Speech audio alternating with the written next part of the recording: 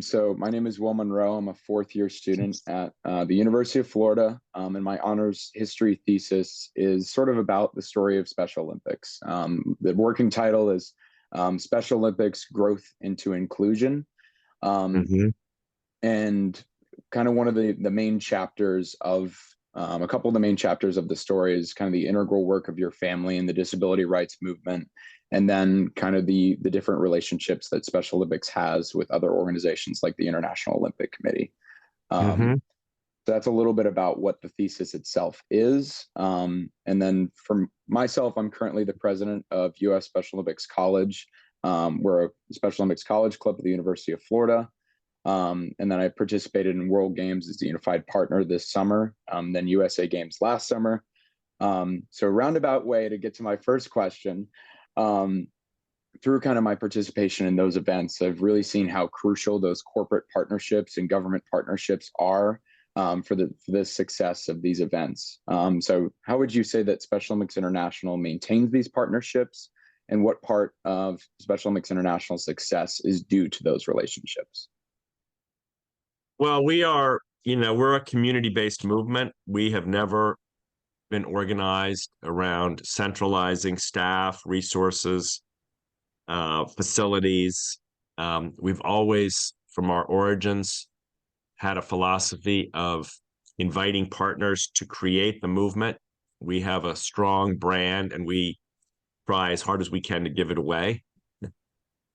Instead of controlling it. I mean, we do control it to some extent, but largely our focus is on giving it to other people to use. So from the very beginning of our movement, the first event was organized by the Chicago Park District, and civic organizations were down in the field, and corporate sponsors were paying, supporting it and providing food and beverage and so on. And that continues today. We try to push the idea of owning the movement to our partners. We want the governments of national programs to own their own investment in Special Olympics within, whether the country's Rwanda or Argentina or Pakistan or Egypt. We want our corporate partners to get their employees involved at the local level. We want the Lions Clubs International not just to support global initiatives, but to have volunteers, serving at state and local games and national events and regional events. So I would say that building and maintaining partnerships is the primary supply chain of the Special Olympics movement, the primary infrastructure um, uh, uh, uh, builder of our movement. Our staff and our brand are small. They're well protected, I think, but given to others for the lion's share of the implementation and community building work. Awesome. Well, then to kind of build on that question, kind of I alluded to earlier with different partnerships. So one of the main chapters of my thesis, as I said, explores the relationships between the International Olympic Committee, the International Paralympic Committee, and Special Olympics International. And then specifically, my thesis dives into the 1988 Protocol of Agreement, where Special Olympics International and the IOC agreed to the parameters of their relationship, specifically around the term Olympics. And I was hoping if you could speak to kind of the current nature of this relationship, and if you've seen that change with your leadership in the organization. Well, for better or for worse, it hasn't really changed very much. It's pretty much still the same. We are, with the Paralympics and the Olympic Games, one of the three members of the Olympic family around the world authorized to use the term Olympic in our title, in our branding, and so on. That hasn't changed since the protocol agreement with President Juan Antonio Samaranch and my dad. That agreement remains in force. And we do work hard to protect the name Olympic, and if there are any violations of it or unauthorized uses of it, we do try as hard as we can to regulate and ensure that our brand and the brand which we are authorized to use are both protected from misuse or any kind of marketing or other unauthorized use. So we are three different organizations. We have different governance structures. We have different financial structures. We're completely independent of the IOC financially and from a governance point of view.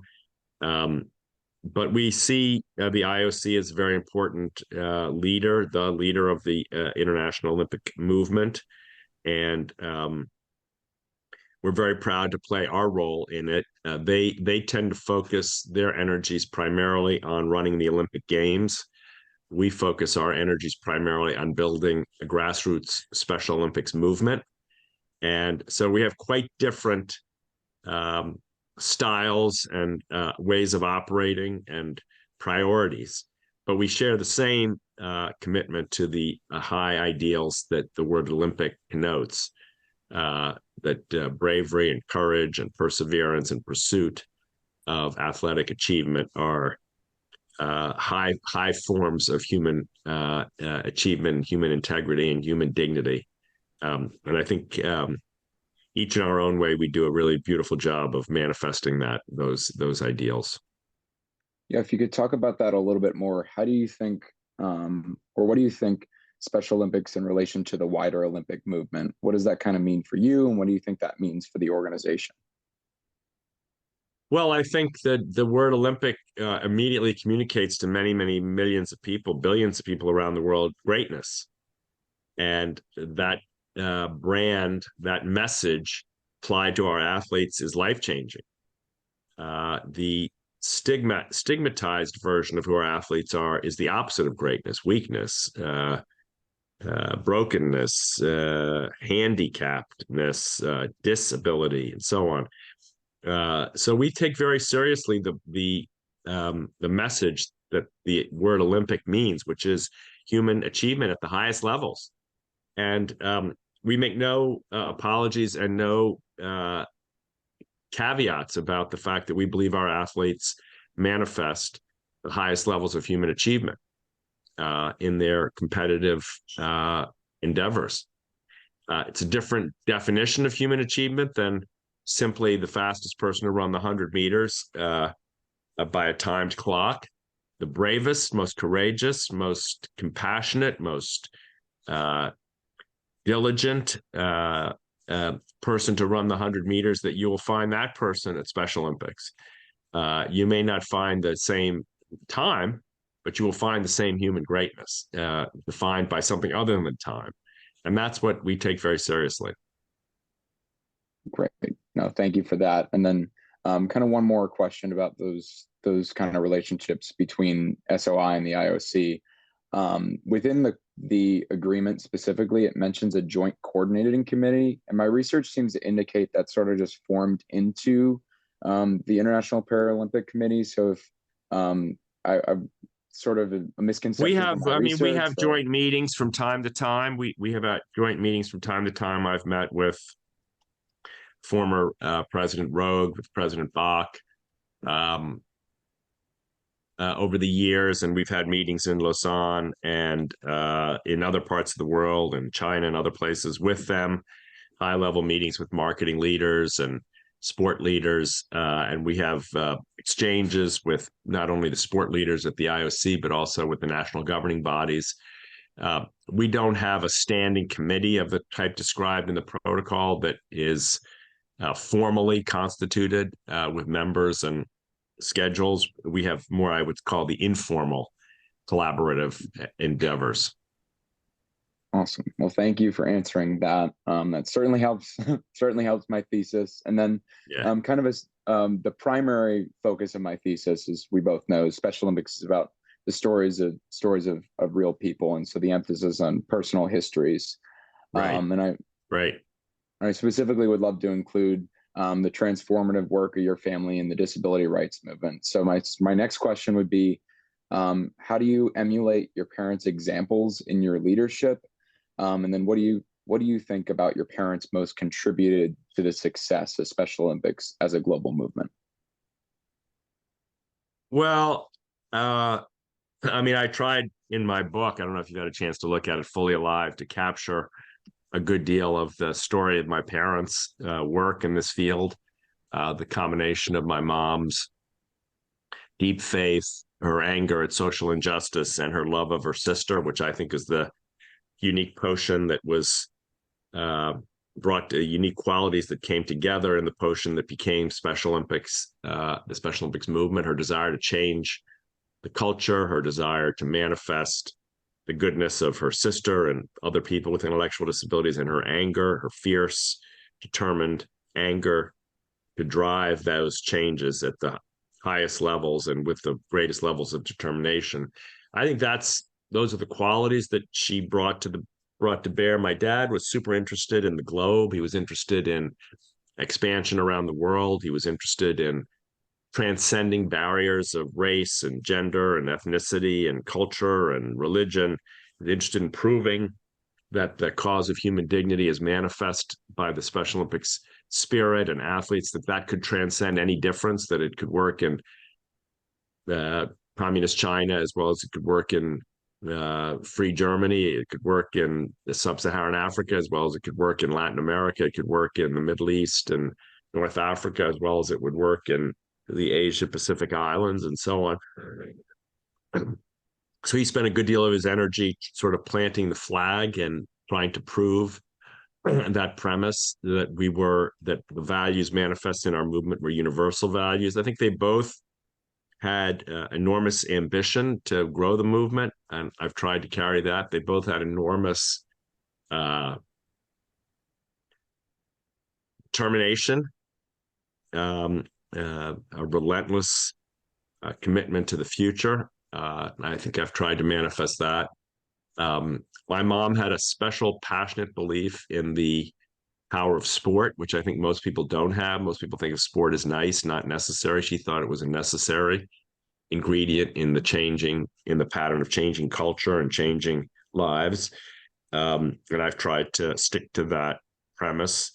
And I think they both maybe learned or somehow were amazed by the gift of Special Olympics athletes themselves, not as recipients of a service, but as leaders of a new way of thinking. And I've tried to take that to scale as well. And then what would you say inspired your passion for Special Olympics, and what continues to inspire that passion? Well, I think of Special Olympics as my own sort of practice in the work of finding my own dignity and in reminding myself that it's freely given and given to all. Those are easy words to say, but they're hard to live. Some days you get up in the morning and you don't feel like you've got it in you, and you don't feel like you have the confidence you need. You don't feel like you maybe can overcome the obstacles. For me, Special Olympics athletes are an immediate, powerful role models to overcome those fears. Some days you feel like you get overly worried about what people think of you. You think about, well, I don't want to say it this way because someone might misunderstand, or I don't want to do it that way. And then I look at the athletes of Special Olympics and they remind me to just do what you got to do and don't worry what other people think is their problem, not yours. So both a freedom and confidence that I think has been a tonic and a powerful source of my life. It's taught me made me a better parent, made me a better husband, hopefully made me a better friend, certainly made me a better leader. I'm sure I've still a long way to go, but so I don't look at the work as work. I look at it as practice, as fulfillment, as it's what I would be doing if I didn't have if I were completely retired and I had no job and I had no role. I'd be volunteering at Special Olympics. So same way.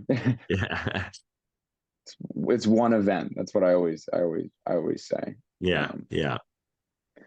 And then specifically, I know you've produced different films focusing kind of on the story of Special Olympics athletes, and I want in my thesis to do similar interviews like this with my teammates. Do you have any advice for me as I sort of navigate that, where I'm balancing and highlighting the stories of Special Olympics athletes? Well, I think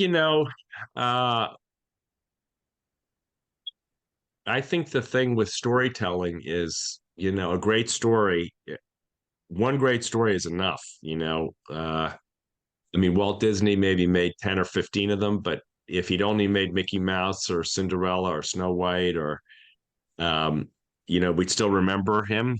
We'd still remember what he did. Special Olympics has a billion stories, but each one, if really probed for its deepest truth, if we really found the pain that the athletes have faced, that their moms have faced, if we really could tell the story of the strength, where they found it, how to muster it, what sustains it, if we really found the story of the training and the courage and the discipline needed to learn how to dribble with that right hand and the left hand or whatever the skill is, if we really could follow the arc of tension as the athletes move into competition and wonder what the outcome will be, if we really could understand the feeling at winning or losing, what it teaches us. I mean, you only need one. I'd just say go deeper, go as deep as you can. Superficial answers are kind of boring in our field. People say, oh, Special Olympics athletes, they're so inspiring. That's so great. Okay. Or, oh, I learned so much more than I taught at Special Olympics, or I got more than I gave. Oh, that's so great. Beneath those expressions is something profound. The deeper you can go, the more you can ask people to dive in a little bit more to their story, to who they are, to why it matters, the better. Awesome. Well, thank you for that. And then another question: Or what are you most proud of that you've accomplished in your role as chairman? Well, I mean, I'm proud of the team we've built around the world. I'm very proud of the way in which we've allowed and constructed the movement around the voice of athletes.